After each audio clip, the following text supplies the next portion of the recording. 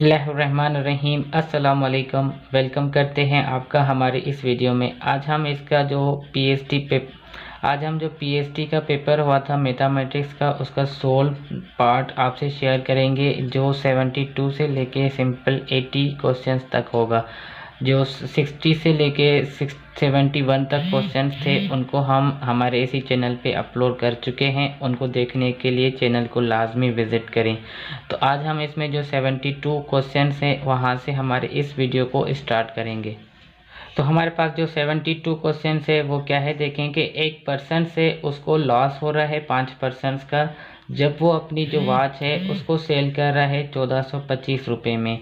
तो सिंपल हमें इसमें जो है ना इसकी कॉस्ट प्राइस मालूम करनी है। तो अब कॉस्ट प्राइस हमें मालूम करनी है लॉस में। तो लॉस के लिए एक अलग फार्मूला होता है कॉस्ट प्राइस मालूम करने का, और प्रॉफिट के लिए एक अलग फार्मूला होता है कॉस्ट प्राइस मालूम करने का। तो दोनों फार्मूले जो है ना हम वो आपसे शेयर करते हैं। उसके बाद हम इसकी जो सॉल्यूशन है उसको अभी यहाँ पे कम्प्लीटली सॉल्व करेंगे।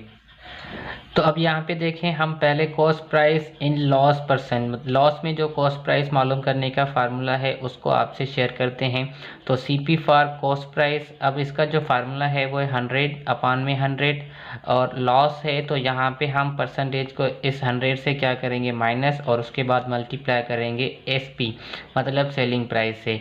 अगर यही सेम क्वेश्चन हमारे पास प्रॉफिट में होता, मतलब प्रॉफिट परसेंटेज में कॉस्ट प्राइस मालूम करनी होती, तो हम यहाँ पे सिंपल माइनस के बजाय इसके साथ प्लस करते हैं, मतलब 100 प्लस परसेंटेज जो गिवन है उसको हम इस 100 में प्लस करते। तो अब हम इस क्वेश्चन को सॉल्व करते हैं जो कि हमारे पास लॉस परसेंटेज में है। तो यहाँ पे सेलिंग प्राइस हमारे पास गिवन है 1425 और जो परसेंटेज है वो 5 है। तो सिंपल इसमें हम वैल्यूज़ इस्तेमाल करेंगे और हमें कॉस्ट प्राइस मिल जाएगी। तो यहाँ पे देखें हमारे पास 100 और उसके अपन में देखें तो 100 और उसको हम माइनस करेंगे परसेंटेज, तो परसेंटेज हमारे पास मिला हुआ है 5, और मल्टीप्लाई करेंगे सेलिंग प्राइस से। तो सेलिंग प्राइस हमारे पास क्या है 1425। तो अब इसको सिंप्लीफाई कर लेते हैं। पहले हम इस माइनस को सॉल्व कर लेते हैं। 100 माइनस 5 करेंगे 95 आ जाएगा, और उसको मल्टीप्लाई करेंगे 1425 से।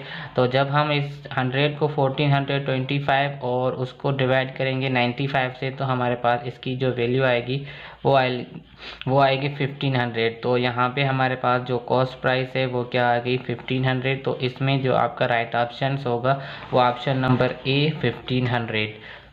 अब हमारे पास 73 क्वेश्चन है, उसमें सिंपल हमें एक डिपार्टमेंट में रेशो गिवन है मेन का वुमेन से, वो से मिला हुआ है 4:5। अब ये रेशो जो हमारे पास है वो पहला रेशो मेन का है और दूसरा रेशो जो है ना वो वुमेन का है। तो 4:5। अब उसके बाद आगे क्या कह रहा है कि अगर उस डिपार्टमेंट में टोटल जो एम्प्लॉयज़ हैं वो 45 हैं, तो जो नंबर ऑफ़ वुमेन है, मतलब जो वुमेन का रेशो है वो हमें उसके हिसाब से नंबर ऑफ़ वुमेन इसमें से निकालने हैं। तो हमारे पास ऑप्शन एक 15, 20, 25 और 30। तो पहले हम इस रेशो को लें और उसके बाद इसको हम 45 एम्प्लॉयज़ के साथ सॉल्व करें। जो भी हमारे पास इस 5 के हिसाब से नंबर आएगा उसको हम यहाँ पे आंसर कंसीडर करेंगे। बिल्कुल देखें हमारे पास रेशो क्या है 4:5। अब इसमें जो 4 है वो मेन का रेशो है और जो 5 है वो वुमेन का रेशो है, और हमें इस 5 के हिसाब से सिंपल वैल्यू निकालनी है। तो टोटल हमारे पास जो एम्प्लॉयज़ हैं वो 45 हैं। तो अब इसको हम सिंपल पहले रेशोज़ को यहाँ पे प्लस करेंगे, तो 4 और 5 को प्लस करेंगे तो 9 आ जाएगा। हमारे पास रेशो का सम जो है ना वो 9 आ जाएगा। अब हमें जिसका सिंपल रेशो मालूम करना है उसको हम इस न्यूमरेटर में रखेंगे। अगर हम मेन का मालूम करना चाहते हैं तो यहाँ पे हम 4 रखते हैं। हम उसके बाद ये जो वैल्यू हमें गिवन है उसको हम मल्टीप्लाई कर देंगे इस पूरे रेशो के साथ। तो अब देखें 9 की टेबल 45 पे जो है ना वो 5 टाइम लगती है। अब 5 ये मल्टीप्लाई हो रहा है इस 5 से, तो 5 को 5 में मल्टीप्लाई करेंगे, हमारे पास जो आंसर आएगा वो 25 आएगा। तो यहाँ पे जो वुमेन्स हैं इस डिपार्टमेंट में वो कितनी हमें मिल गई, ऑप्शन नंबर सी, जिसमें आपका आंसर है 25। अब 74 MCQs देखें तो फ़हीम, इमरान एंड नवीद ये सैलरी ले रहे हैं 80,000, 70,000 और 50,000 की। तो पहला नाम फ़हीम का इस्तेमाल हुआ है, तो फ़हीम 80,000 सैलरी ले रहा है, इमरान जो है ना वो 70,000 सैलरी ले रहा है, है और नवीद जो है ना वो 50,000 सैलरी ले रहा है। सिंपल हमें जो है ना इनका रेशियो बताना है। तो रेशियो हमें सिंपल किस वे में बताना है, तो फ़हीम की सैलरी का रेशियो और उसके बाद इमरान की सैलरी का रेशियो और फिर नवीद की सैलरी का रेशियो। तो जैसे ये हमारे पास गिवन है वही सेम नाम जो है ना रेशियो में भी हमें मिले हुए हैं, इनका हमें रेशियो मालूम करना है। तो सिंपल यहाँ पे देखें 80,000, 70,000 और 50,000, इन सब को अगर हम सिंप्लीफाई करेंगे तो ये सारे जो है ना इसमें ज़ीरो मुकम्मल ख़त्म हो जाएंगे, इसमें भी 0 4 हैं ये भी ख़त्म हो जाएंगे, इसमें भी 0 4 हैं ये भी ख़त्म हो जाएंगे। बाकी हमारे पास सिंपल फॉर्म में नंबर क्या आएगा 8, 7 और 5। तो इसमें जो आपका सही ऑप्शन होगा वो ऑप्शन नंबर बी 8, 7, 5।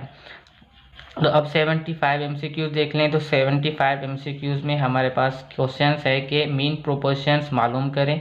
किसका मीन प्रोपोर्शंस मालूम करें? 5 और 45 का। अब मीन प्रोपोर्शंस हमें मालूम करना है तो इसका मतलब ये जो दोनों वैल्यूज़ हैं वो हमारे पास एक्सट्रीम है, तो इनको हम एक्सट्रीम की जगह पे रखेंगे। जबकि हमें मालूम करना है मीन प्रोपोर्शन, तो हम मीन प्रोपोर्शन को x कंसीडर करते हैं। अब एक्सट्रीम पोजीशंस हमें मिली हुई है, एक 5 और एक 45। तो एक्सट्रीम पोजीशंस हमेशा जो होती है वो लास्ट में दी गई होती है। अब इसका रेशियो हमें मीन से निकालना है, तो मीन हमने x को कंसीडर किया है तो x।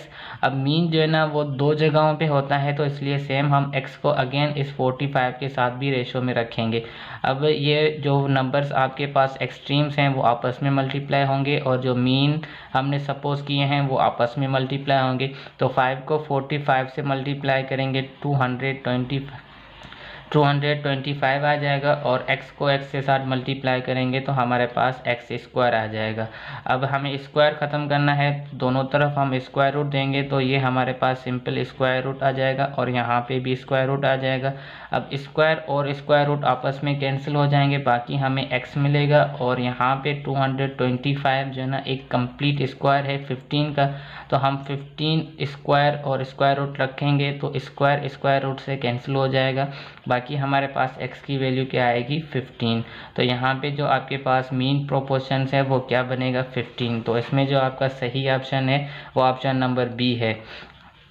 अब हमारे पास 76 MCQs है। क्या कह रहा है कि दो नंबर्स हमारे पास हैं रेशियो की फॉर्म में और दोनों नंबर्स का जो रेशियो है वो 5, 4। अब उन्हीं सेम नंबर्स का हमें डिफरेंस जो मिला हुआ है वो 10 मिला हुआ है। अब इन दोनों नंबर्स में से जो लार्जेस्ट नंबर है हमें उसको मालूम करना है। तो अब सिंपल हमारे पास दो नंबर्स हैं, वो नंबर्स कौन से हैं हमें मालूम नहीं, तो उसके लिए हम सपोजिशंस करेंगे और उस सपोजिशंस को इस रेशियो के हम बराबर रखेंगे। तो यहाँ पे हमने एक नंबर ले लिया x और दूसरा नंबर हमने ले लिया y। तो x और y का जो रेशियो है मतलब x रेशियो y बराबर हमारे पास गिवन है 5:4। अगर हम इस रेशियो की फॉर्म को डिवाइड की फॉर्म में लिखें तो इस तरीके से लिख सकते हैं x/y इज इक्वल टू 5/4। तो अब देखें ये x जो है ना वो 5 का रेशियो है और जो y है वो 4 का रेशियो है। तो अब हम इसमें से जो है ना सिंपल x की वैल्यू बनाते हैं। तो x की वैल्यू बनाने के लिए हम x को इधर रखेंगे और ये जो y है इसको हम इस तरफ लेके जाएंगे। तो x इज इक्वल टू और y यहाँ पे डिवाइड हो रहा है उस तरफ जाके मल्टीप्लाई होगा तो 5y/4। अब ये हमारे पास एक x की इक्वेशन जो है ना वो बन गई सिंपल। अब दूसरी स्टेटमेंट हमारे पास इस क्वेश्चन में क्या थी कि इन दोनों नंबर्स का जो डिफरेंस है वो 10 है। तो हम x माइनस वाई डिफरेंस मतलब माइनस उसको इक्वल लेते हैं 10 के। अब ये जो x की वैल्यू हमने सपोज की है इसको हम इसमें पुट करें तो x की जगह अब हम क्या रखेंगे 5y/4।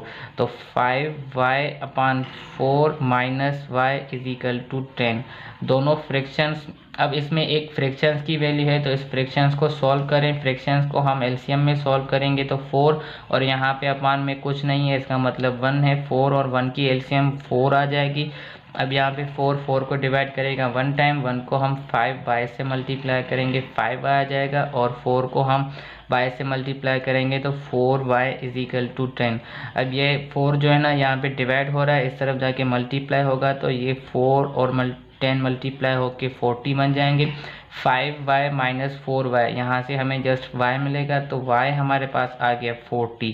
एक नंबर हमें मिल गया 40। अब दूसरा नंबर जो है ना हमें सिंपल मालूम करना है, तो अगर हम इस सेम कंडीशंस में y रखें 40 तो हमें x मिल जाएगा। तो x minus y is equal to 10। यहाँ पे हम y की जगह पे जो हमने वैल्यू मालूम की है उसको रखें -40 इज इक्वल टू 10। तो माइनस का 40 उस तरफ जाके प्लस हो जाएगा, तो x हमारे पास क्या आ जाएगा 50। अब देखें तो हमें सिंपल वैल्यू क्या मालूम करनी थी कि इन दोनों नंबर्स में से जो ग्रेट लार्जेस्ट नंबर है उसकी वैल्यू बताएं। तो एक हमारे पास 40 है और एक 50 है, तो आप खुद ही जो है ना डिसाइड कर सकते हैं कि इन दोनों नंबर्स में से लार्जेस्ट नंबर कौन सा है। तो इसमें जो आपके पास राइट ऑप्शन होगा वो ऑप्शन नंबर बी 50। 77 क्वेश्चन देख लें तो 77 क्वेश्चंस में हमें सिंपल एक रेक्टेंगुलर रूम मिला हुआ है जिसकी मेजरमेंट है 12 मीटर बाय 7 मीटर। तो ऐसी कंडीशन जब भी हमें गिवन हो तो उसमें जो फर्स्ट नाम इस्तेमाल होता है वो लेंथ होती है और जो सेकंड नाम इस्तेमाल होगा वो विड्थ होगी। अब रेक्टेंगुलर हमें मिला हुआ है उसकी लेंथ है 12 मीटर और जो विड्थ है वो 7 मीटर है। तो हमसे जो पूछ रहा है कि इसी रूम का पेरीमीटर बताएं, तो सबसे पहले हम जो रेक्टेंगल में पेरीमीटर मालूम करने का फार्मूला है उसको आपके सामने लिख लेते हैं।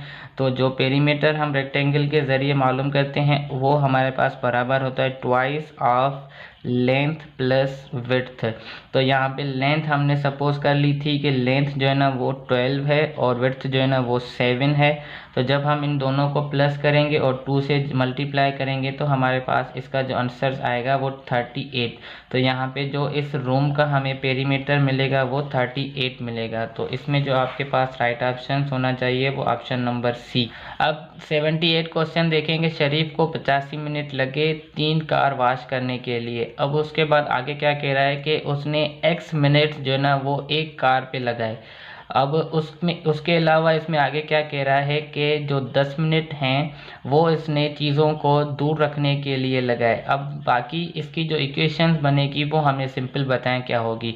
तो देखें 85 मिनट्स में से 10 मिनट जो है ना इसने एक्स्ट्रा जो है ना चीज़ों निकालने के लिए लगाए हैं। तो अब देखें इस क्वेश्चन को हम किस तरीके से इक्वेशंस में कन्वर्ट करेंगे।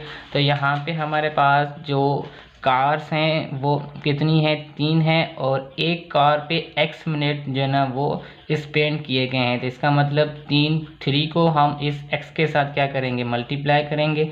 तो जितनी भी x की वैल्यू आएगी वो इस 3 से मल्टीप्लाई करेंगे तो टोटल हमें तीनों कार्स की जो वैल्यूज़ है वो मिल जाएगी। अब उसके बाद क्या कह रहा है कि इन तीनों कार्स का जो दौरानिया है वो है 85 मिनट्स। अब उसके बाद आगे एक और चीज़ कह रहा है कि उस 85 मिनट्स में से जो 10 मिनट्स हैं वो इस कार की चीज़ों को निकालने के लिए हैं। मतलब वो इस कार की जो वॉशिंग करने के टाइम में इस्तेमाल नहीं हो रहे हैं। तो जो इस्तेमाल नहीं होंगे उसको हम क्या करेंगे माइनस करेंगे। तो इस 85 से हम -10 करेंगे तो जो भी इसकी वैल्यू आएगी वो हमारे पास इन तीनों कार्स की टोटल वॉशिंग टाइम होगा। तो अब देखें इसकी हमें इक्वेशंस बनानी है, हमें इसमें कोई भी वैल्यू को फाइंड आउट नहीं करना।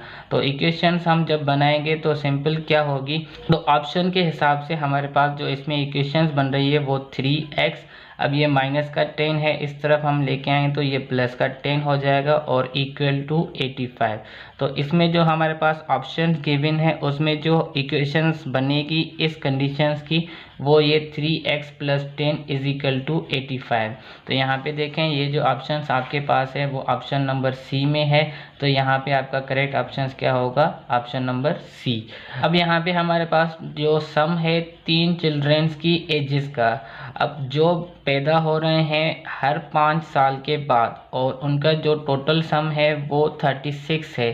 तो सिंपल इसमें जो यंगेस्ट चाइल्ड है वो कितने साल का है हमें उसको बताना है। तो सिंपल यहाँ पे देखें तो तीनों चिल्ड्रेंस का जो सम है टोटल उसको हम क्या करेंगे इस 3 से डिवाइड करेंगे पहले। तो इस 3 को जब हम 36 से डिवाइड, तो सिंपल 36 को जब हम 3 से डिवाइड करेंगे तो हमारे पास इसका जो आंसर आएगा वो आएगा 12। तो अब देखें हमें इस का जो एवरेज है वो हमें मिल गया 12। तो 5 साल जो है ना इसमें इंटरवल्स है, अगर हम इसमें देखें 5 साल इस तरफ प्लस करते हैं तो ये जो इसमें ओल्डेस्ट है, मतलब जो पहला चिल्ड्रेन है उसकी एज हमें मिल जाएगी। अगर हम इस 12 में से -5 कर दें तो जो इसमें आखिरी जो लास्ट चिल्ड्रेन है उसकी एज हमें मिल जाएगी। तो सिंपल जब हम इस 12 में से -5 करेंगे तो हमें क्या मिलेगा, 7। तो अब देखें, एक हमें 7 और दूसरा 12 जो एवरेज है और तीसरा 17, क्या इन तीनों का सम जो गिवन 36 है वो बनता है। तो देखें, एक 7 और उसको प्लस करेंगे 12 में से, फिर प्लस करेंगे 17 से, तो इन तीनों का जो सम है वो 36 आ रहा है। इसका मतलब जो हमने नंबर्स निकाले हैं वो सही हैं। तो अब हमें इसमें यंगेस्ट चाइल्ड, मतलब जो सबसे छोटा बच्चा है उसकी एज मालूम करनी, उसकी एज बतानी है। तो यहाँ पे जो सबसे छोटा नंबर है वही उस छोटे बच्चे की एज है। तो इसमें जो आपके पास राइट ऑप्शन होगा वो ऑप्शन नंबर बी, 7 ईयर्स। बात 80 नंबर MCQs देख लें, क्या कह रहा है कि 5 नंबर्स का जो एवरेज है वो 13 है। अब अगर 4 नंबर्स का जो एवरेज है उनमें से वो 10 है, तो जो 5th नंबर है वो कौन सा है।